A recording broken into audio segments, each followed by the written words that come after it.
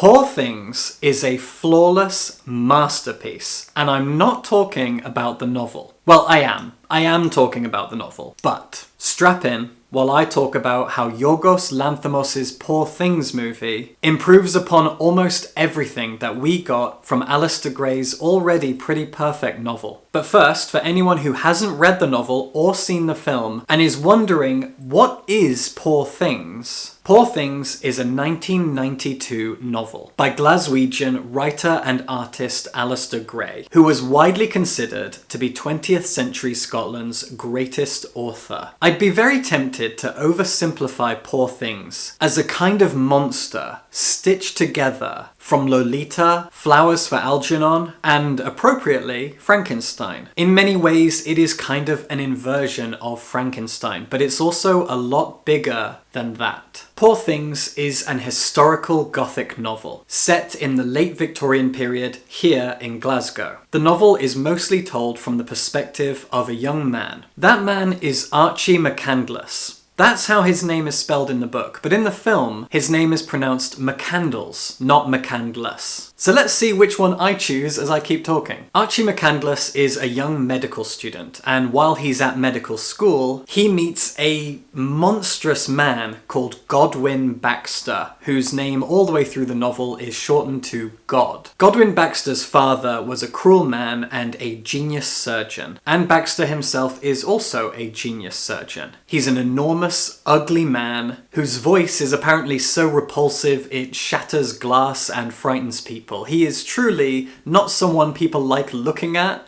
let alone being around. And as the story goes on, very quickly, the two of them kind of bond, and McCandless goes to Godwin's house. There he begins to learn the truth of Godwin's unhinged genius. For starters, Godwin has taken two rabbits, a black one and a white one. He's cut them both in half and stitched each half to the other rabbit. So both of them are now black and white, and also have their genitals switched because one was male and the other was female. And he's able to do that very freely and easily. And in his house he also has a ward, a beautiful young woman in her mid-20s, Bella Baxter. Bella may be beautiful, she may look very elegant, and she may be an adult, but she has the mind of a newborn baby. Very early on, as we look through the eyes of McCandless, we discover that Bella was both a mother and a child. You see, the truth of Bella's origin is this. In her previous life, Bella was an unhappy, newly pregnant woman. We don't know the details, but her lot in life led her to jump from a bridge into the river and die. Her body was fished out fairly quickly, and Godwin took it away to his laboratory to work on it. The mother's brain couldn't be saved, and the body could. And so he removed the child from her belly and put the child's brain in its mother's body.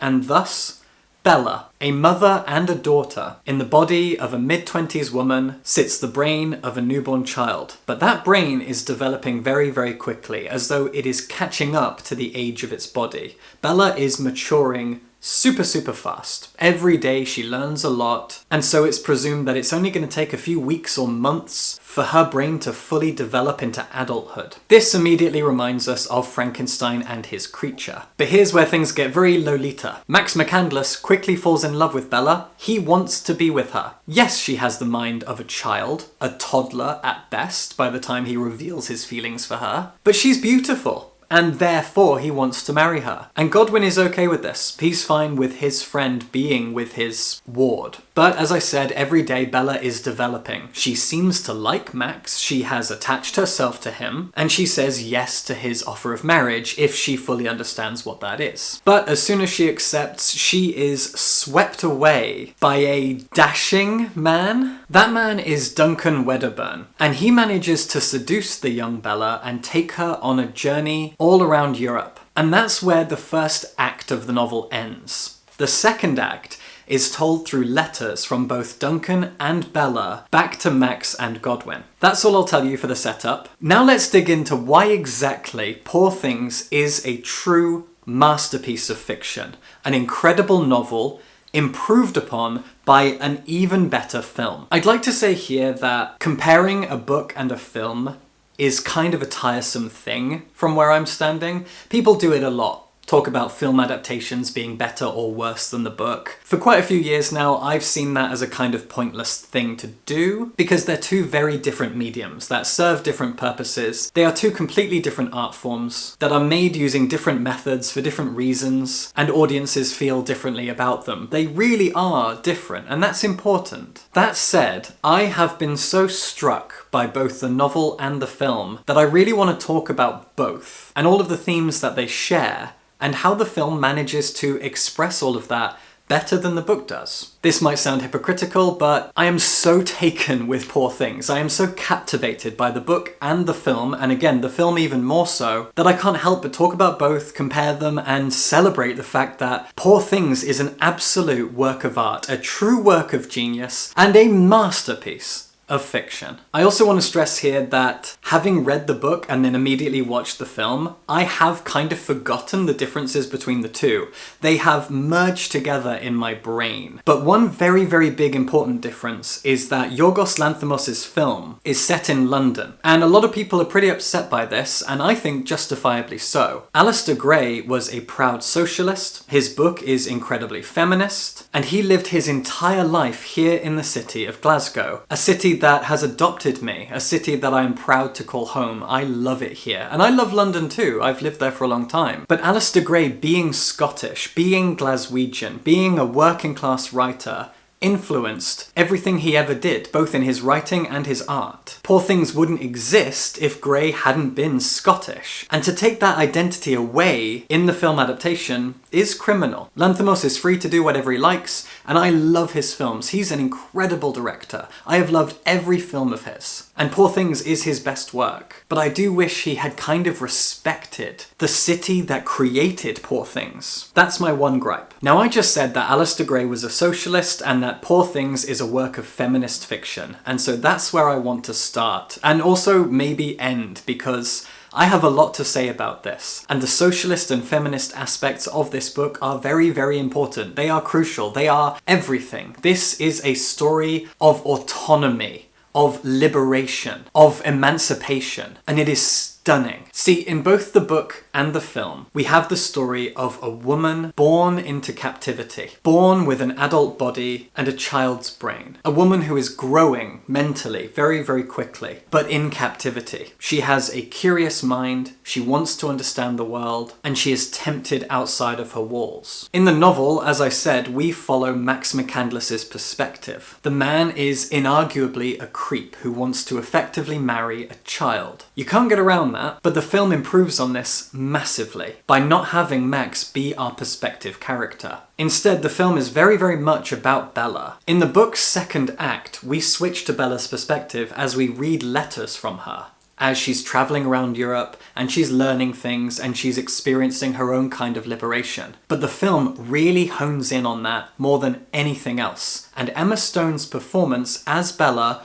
all the way through is one of the greatest performances in all of film I have ever seen, ever, full stop. Give her 20 Oscars for this fucking film. Stone herself has said that making this film has changed her perspective on the world, and I can understand why. This is a story, as I said, about liberation. And the reason I think that the film improves on the book is by removing Max's perspective. He's still there, he's still a creep, he still wants to marry her, but we're focusing in the film on Bella and her journey of liberation. Pretty much everything that you see in the film is in the book to some degree or another, but the film excels. It extrapolates all of it. And what it manages to do is spell out the themes a little bit more by spending more time on things that represent the themes, sex being the big one, but it does all of that without dumbing anything down for the audience. The book feels a little bit more subtle in the socialist and feminist themes that it's exploring. The film is more heavy-handed. Films, I would argue, often are. But as I said, I've seen all of Yorgos Lanthimos' films, and they are riddled with subtext and subtleties. And with Poor Things, he went more camp, he went more explosive, he went more explicit, and I think the film is better for it. It's a really curious thing to see how he handles it. The way that subtext and deep themes are very, very important, but sometimes you can hit the audience over the head with them a little bit if you do it in such a way that elicits a laugh, a bit of joy, a bit of excitement. And to talk about all of that in detail, I do need to keep talking about the story, so you are going to get spoiled. I'm going to be talking about things around the halfway point and maybe even beyond, so just bear that in mind. You really should read the book and watch the film. I encourage you to do both. If you can only do one, watch the film, I guess. I am arguing here that it's better after all. So before Bella sets off on her journey, where she leaves her fiancé, and I put that in quotes because we're not really sure if she fully understands what that means at this point, but she leaves him to fritter off around Europe with a fancy, repulsive dandy man. In the film, that character of Duncan Wedderburn is played by Shark Buffalo.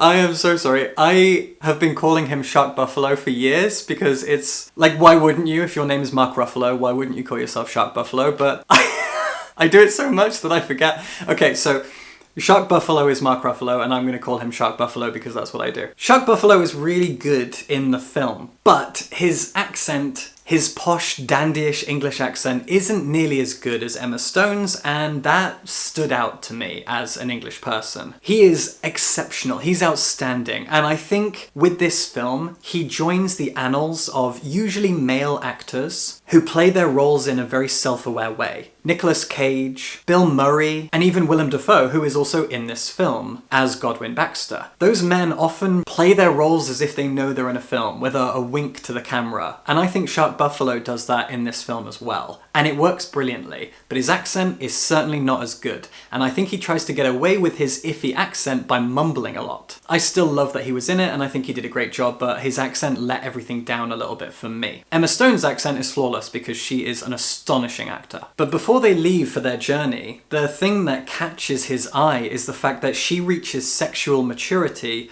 very, very early because she has an adult's body, therefore adult biology, adult hormones. Her body has matured and her brain quickly figures out how to achieve self-satisfaction, and she does it a lot early in the film. She doesn't understand that this is a social taboo to just masturbate at the dining table. And he really likes that because he's a gross pervert, as are most of the men in this story. And so he promises that he will take her to Europe and they will go from place to place and see beautiful things and eat delicious food and fuck a lot. And they do all of that a lot. And all the while she is getting smarter. She is learning, she is curious, and she's drinking in the world around her. This is a story of her liberation.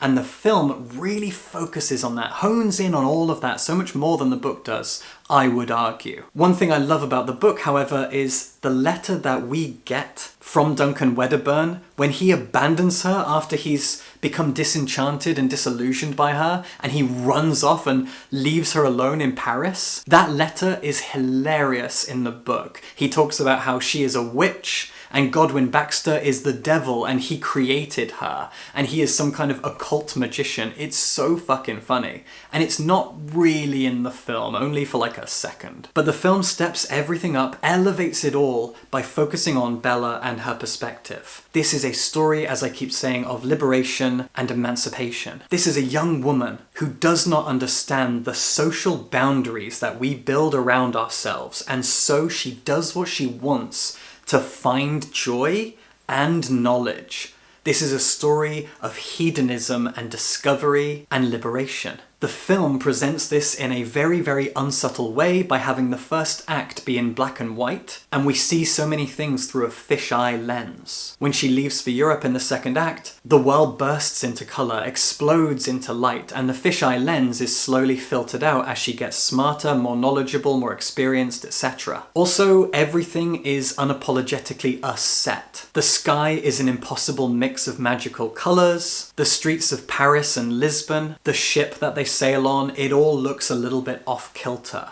It all looks designed. It all looks like a play set. We are on a stage, and it's beautiful. And I think even that ties into Bella's experience, seeing everything as a play, everything to play with. Everything is entertainment for her, but it's also knowledge. When you go to the theatre, you want to be entertained, but you might also learn something, and that's her whole life experience. She is constantly being hedonistic and curious. And Duncan Wedderburn is using her until he's not, until she's using him, until she outgrows him and outmatures him. She absolutely fucks this guy silly over and over and over, but she doesn't understand that she can't go off and fuck other people because she doesn't know. She doesn't know these social limits. This is a celebration of things like polyamory, of being non-monogamous, of being queer. Later in the film, we meet a brothel madam, and this madam is played by Catherine Hunter, one of my favourite actors. I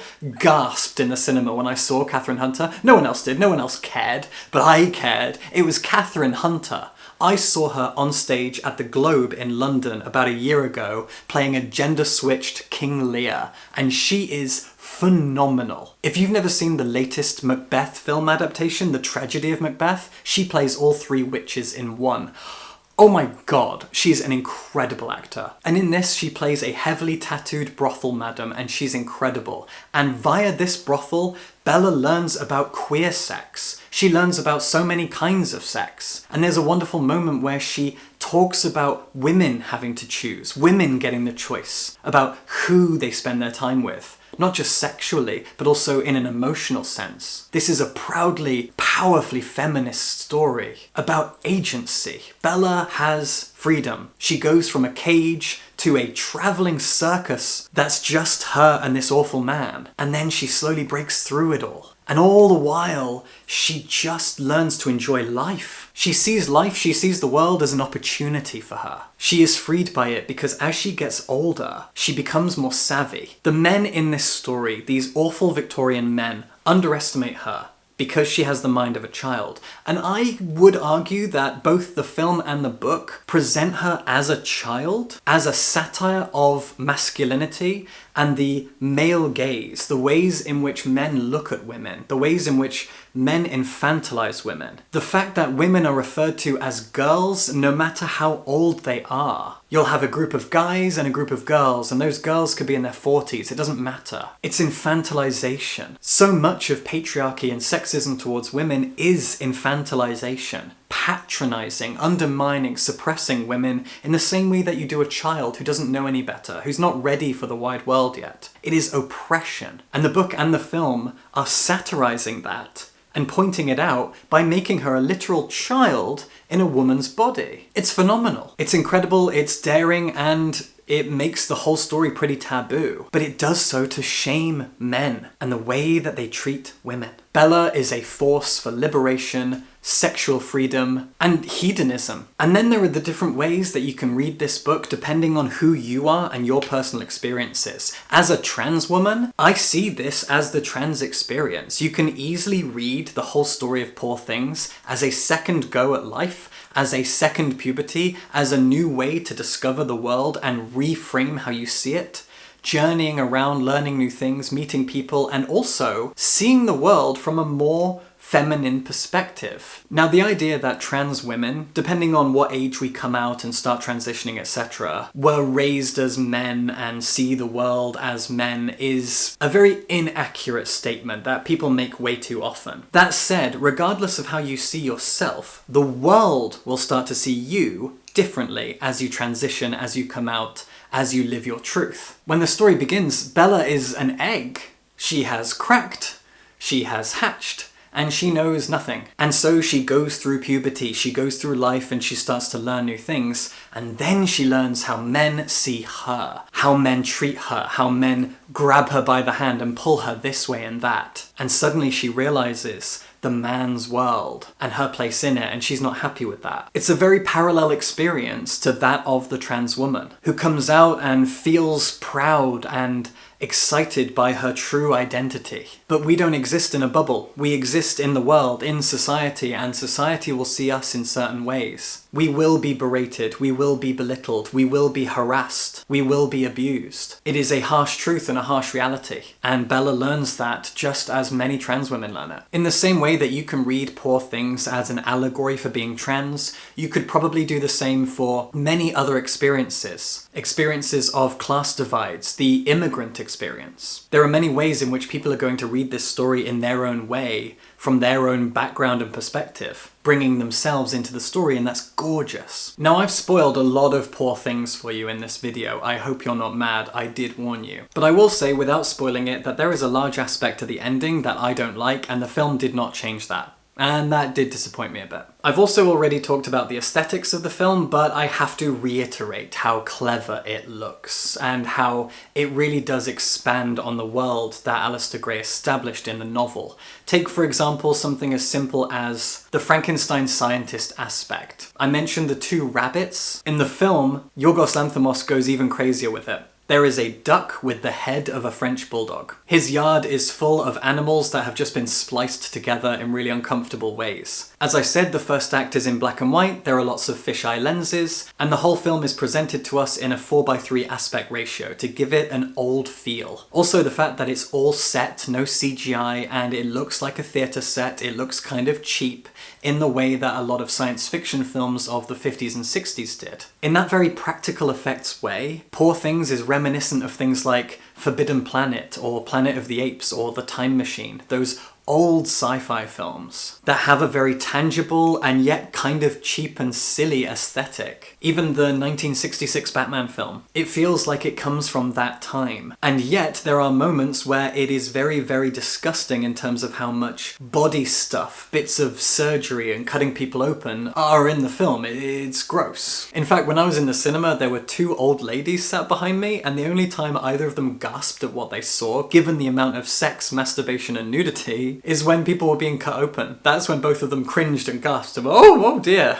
It was just when people were being cut open. I love Glaswegians. I think I've been talking for like half an hour, so I feel like I need to stop, but Poor Things is an absolute work of genius. It is a wonderfully liberating and hedonistic story about women's sexual freedom. It has wonderful feminist and socialist themes, and the socialism, again, is also heavy-handed in the film. There's a moment where Shark Buffalo shouts to Bella and another woman that they're both whores, and they say, "We make our own means of production." It's incredible. I laughed until I cried. What a beautiful, beautiful moment. This is the story of a woman taking her life into her own hands, shrugging off a thing that she never even understood in the first place. Patriarchy. The oppressive social rules laid down by men for women to follow. And she does it all while having a lot of sex and learning things and getting smarter along the way. It is true liberation. It is an incredible hedonistic tale of liberation, and I loved it. I loved the book, and I love the film even more. I'm going to go watch it again soon. I am struck by the genius and the beauty of Poor Things. An absolutely